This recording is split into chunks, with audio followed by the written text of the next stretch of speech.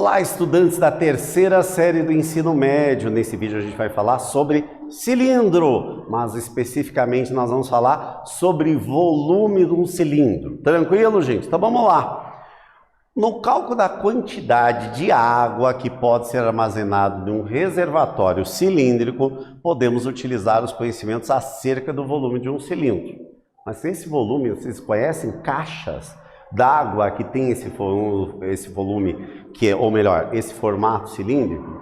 Os grandes condomínios aqui no Brasil inteiro têm caixas d'água exatamente nesse formato. Vocês já notaram? Tá. Mas qual a expressão que possibilita a gente calcular esse volume? Você já conhece? Se não conhece, vamos fazer uma relação que vai facilitar. Em muitos casos, às vezes que a gente não conhece, a gente pode fazer por associação. Para isso, a gente pode utilizar o que é conhecido como o princípio de Cavalieri. O que significa o princípio de Cavalieri? Eu tenho aqui dois sólidos, um cilíndrico e outro na forma de um paralelepípedo, aonde eles vão ter as bases iguais e possuem os dois a mesma altura. Pelo princípio de Cavalieri, vai significar o quê? Se eles têm a mesma base e a mesma altura, nós vamos dizer que eles vão ter exatamente o mesmo volume. Tranquilo? Então isso significa o princípio de Cavalieri. Vamos simplificar, vamos repetir simplificando o máximo possível. Para que dois sólidos, mesmo de formatos diferentes, mas eles tendo a base, a área da base iguais e eles possuírem a mesma altura, nós vamos poder afirmar que o volume entre eles vai ser igual. Isso é o princípio de Cavalieri. Bem, com base nisso, a gente pode chegar a algumas deduções. Os volumes do cilindro e o volume do paralelepípedo são iguais. Ou seja, como é que a gente calcula a área de um paralelepípedo que a gente já conhece? O volume de um paralelepípedo? A área da base vezes a altura, correto? Então vamos usar esta mesma ideia para o cilindro. Agora, a área da base de um cilindro, nesse caso aqui está mostrando até um cilindro inclinado, né? Ou oblíquo, vamos preferir. Como é que a gente calcula a área de um cilindro? A gente já conhece, é a área de um círculo, que é πr real quadrado. Então a gente vai substituir no lugar da base, a área da base, πr ao quadrado.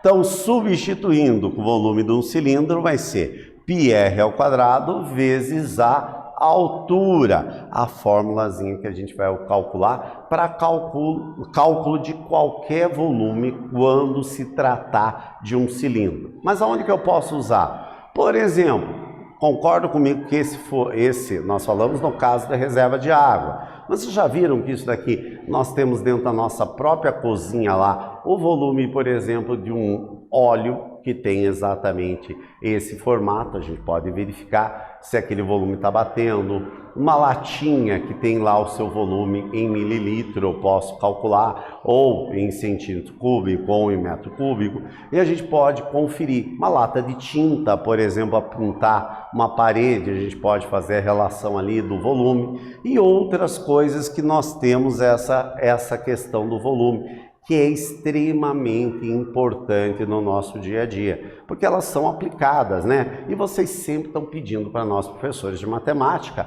aonde que eu vou usar isso? Por exemplo, se eu tenho lá latinha e eu quero saber quanta tinta eu vou precisar para pintar uma determinada sala. Se eu sei o rendimento, e normalmente quando eu compro essa tinta eu sei o rendimento, eu consigo calcular quanto dessas latas eu vou precisar comprar para poder fazer isso. Para isso nós usamos exatamente esses conceitos de volume e também de área de cilindro. Entenderam a importância agora? Então facilita bastante a gente conhecer esses conceitos para que a gente possa fazer a aplicação. E sem a gente saber o conteúdo básico, ou seja, aquela base, como é que calcula a área, como é que calcula volume, a gente não consegue aplicar. Nesse vídeo especificamente nós falamos do princípio de Cavalieri aplicado ao volume de um cilindro e deduzimos a fórmula do volume de um cilindro. Espero que vocês tenham gostado e até breve, pessoal.